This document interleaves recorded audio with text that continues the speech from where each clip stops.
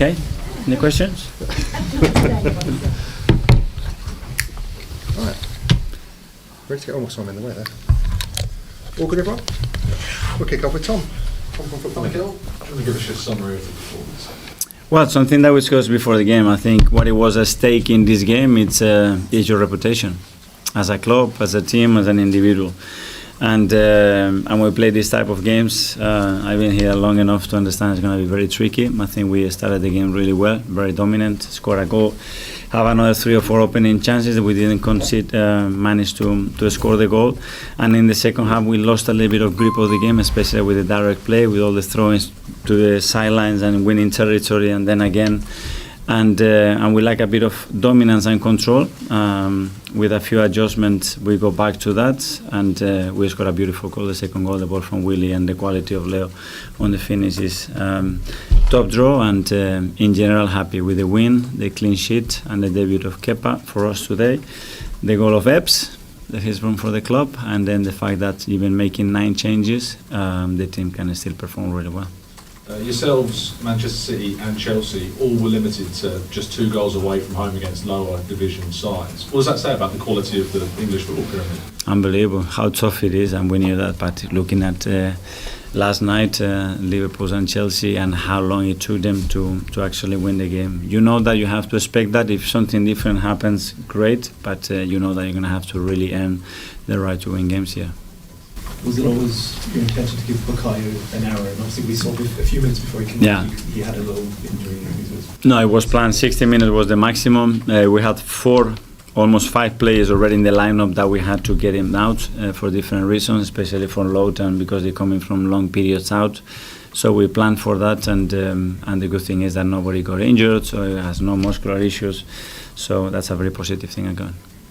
Incredible that you can make 9 changes and still put out that squad. It just shows how good that squad can be in these competitions. Yes, and what we need to do as well, apart from that, is generate the performances that we want with the players that they haven't really played together, with a completely different midfield that never played together before, with a front line that is different as well, Max coming in as well, and connecting immediately with the team. Is a lot of positives to take from the game. And did a few players put their hands up for the weekend? You know, Miles starting and Ethan, and there's a lot of competition now, and players coming to ask you to. and that's exactly what we want. That they're giving us and me those headaches, because I mean that they are so connected with the team that they really want to help the team and deserve to play, and everybody will play a lot of minutes. Can I just ask you about Eze? Because I think that's the first time he started in that left 8 role for you. How did you think he got on, and what did he bring to that position? Yeah, he played very centrally against a team that obviously with the 5-4-1, they are super compact inside. It's not easy to find spaces, but he's very capable with the goal. You've seen that there are another 3 or 4 actions that he's completely through and people playing through. He needs to still play more time a little bit with those guys to understand the timings, especially of the things that he needs to do, and then actions like that will be more consistent and better for us. In general, very good. There is still a lot more to give, I think. And I know with you like versatile players, but we've seen with him he's played left wing, he played right 8, he's played left 8. Is he probably in those sort of attackers almost your most versatile one you've got now, and how valuable is that in terms of when you're picking a team?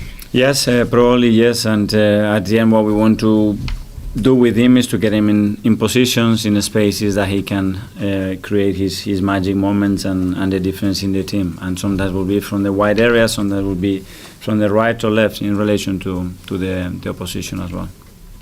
Okay, we're good. Oh, just on Brighton, and to join Brighton next round. Yeah. Team, tough one, it didn't get easier. No, a tough one. At least it's at home, so that's always a positive thing. But we know they are top side, and it will be a difficult night. Okay, thank you, guys. Thank you. See you. Safe journeys, everyone. Ebbs, well done. The first start for you, Christian. But Ebbs, we'll start with you. A first Arsenal goal. How special is that moment? Yeah, very special, of course. Something that we've been working towards for a long time. So, yeah, happy to get the first, and hopefully first and many. In a tie like this as well tonight, coming to a difficult place like that, how crucial is that first goal? Yeah, 100%. It's a very difficult place to come there. A solid team, you know what you're going to get when you face them. But yeah, it's important that we got the first goal and move forward and into the next round. Christian, how much did you enjoy your first start for Arsenal tonight? Yeah, I enjoyed it a lot. So nice to get some rhythm back again. I've been waiting a long time for this first start in a competitive match, so for me it was amazing to get through 90 minutes today. Getting that first goal, many people probably think Arsenal are going to kick on, get 2-3, but how difficult did Port Vale make it for you at times tonight? Yeah, they made it hard. I think these cup ties are always difficult, especially away when the crowd gets going. They defended really well, to be fair. I think important was that we didn't give a lot of chances, if any, away. Always important when you come to a ground like this to not give anything away. So got the job done and on to the next round. Second goal comes to the bench tonight, Ebbs. Does that show the strength in depth here at this Arsenal team? Yeah, 100%. I think we've seen it in the past few weeks what players are doing when they come off the bench. So it's a lot of depth, a lot of special players on the bench coming on, and it brings fresh energy, which is what we need. Christian, you're both new to the club, new to this group, but do you sense you've come to a very strong group that's capable at challenging at the highest level? I definitely think so. I think when you look at our starting 11 today, there's a lot of talent on the pitch, even though we changed a lot of players from the weekend.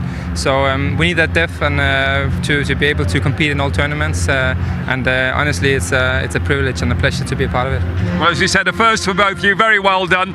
And Ebbs, you are the player of the match, Carabao player of the match. I'm sure that's not the first one you're going to get. Well done. Thank you very much, man. Appreciate it. Arsenal star Noni Madueke breaks silence after injury setback confirmed by Mikel Arteta.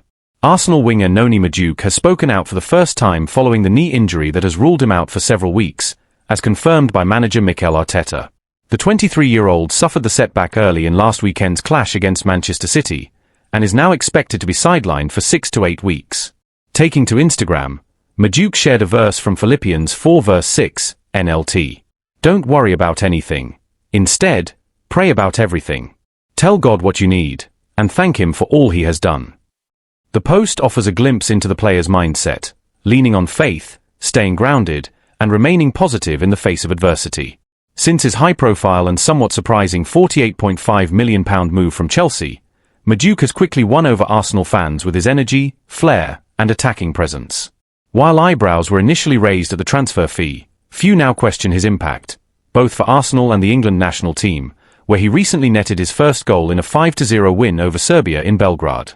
Speaking ahead of Arsenal's League Cup tie against Port Vale, Arteta provided further updates on the situation. He'll be out for a few weeks. We're not entirely sure yet. We'll likely do another scan next week, Arteta said. He felt something early in the match and tried to carry on, but by half-time the pain had worsened. Thankfully, early indications suggest Madueke has avoided a serious ACL injury.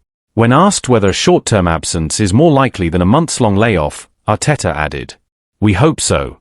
As I said, we still need to assess it fully, but it doesn't seem too severe at the moment." In Madueke's absence, Arsenal still boasts solid depth in the attacking third. Youngster Max Daumann is expected to feature against Port Vale, while Gabriel Martinelli, Ethan Nwaneri, and Leandro Trossard are all in contention for minutes. The hope within the club is that Madueke will return to action by November 8 against Sunderland, just ahead of the highly anticipated North London derby versus Tottenham on November 23. However, he's almost certain to miss England's next international break, which follows crucial Arsenal fixtures against Newcastle, Olympiacos, and West Ham. With the 2026 World Cup on the horizon and a spot in Thomas Tuchel's England squad up for grabs, Madueke knows how important the months ahead are. Despite this temporary setback, the winger has shown resilience, and if his performances this season are any indication, he'll come back stronger than ever.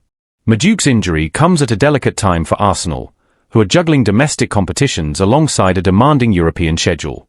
With squad rotation more crucial than ever, Arteta must now rely on the depth and adaptability of his attacking unit, especially as the club enters a period packed with high-stakes fixtures. Internally, the coaching staff is said to be cautiously optimistic. According to sources close to the medical team, Madueke is responding well to initial treatment, and there's no indication of long-term structural damage. However, his rehabilitation will be closely monitored, with particular care taken to avoid setbacks. Arsenal's medical department is expected to carry out a follow-up MRI scan next week to determine the full extent of the strain and adjust the recovery timeline accordingly. The injury has also sparked significant discussion among supporters and analysts alike, particularly around Madueke's workload and physical management since his arrival. Despite being only a few months into his Arsenal career, Madueke has featured heavily both for club and country, raising concerns about player burnout, especially in a season with little breathing room between international breaks. In the short term, the winger's absence places added responsibility on players like Martinelli and Trossard, both of whom have had inconsistent fitness records themselves. Ethan Nwaneri, although still very young, could see more minutes in wide roles as Arteta continues to integrate youth into the first-team environment.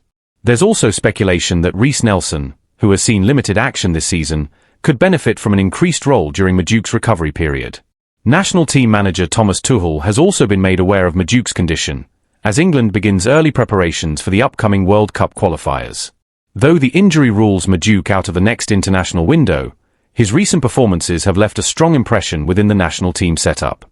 A return to form in November or December could be enough to keep him in contention for a spot in the squad heading into the new year. Meanwhile, within the Arsenal camp, the mood remains focused. Speaking to reporters after the Port Vale match, several senior players expressed their support for Madueke, describing him as a positive influence in the dressing room and praising his quick adaptation to the club's playing style and philosophy.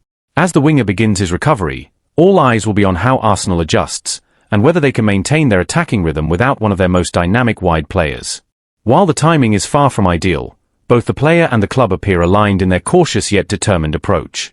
Further updates on Madueke's fitness are expected following next week's medical assessments.